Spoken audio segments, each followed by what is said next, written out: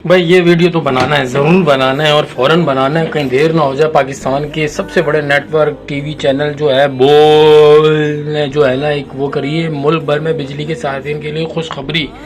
तो ये खुशखबरी मुझे सुनानी थी। ये बिजली के जो सार्फिन है ना उनके लिए खुशखबरी है।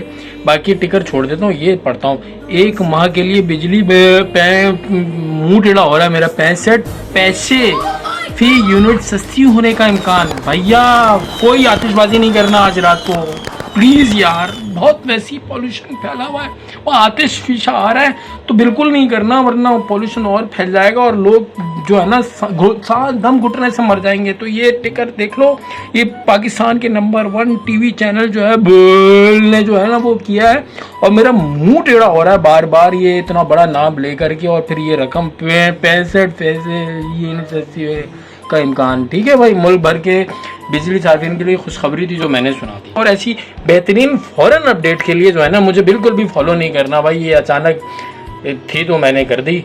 हाँ, दूसरी चीज़ों के लिए फॉलो कर लेना और लाइक कर लेना, कमेंट ज़रूर करना लेकिन पॉजिटिव यार। पता नहीं कैसे कैसे लोग हैं जो इधर उधर बात लेकर के। खैर ये तो चलता रहता है, दुआओं में याद रखिएगा। अस्सलाम वालेकुम, मैं शाहिद।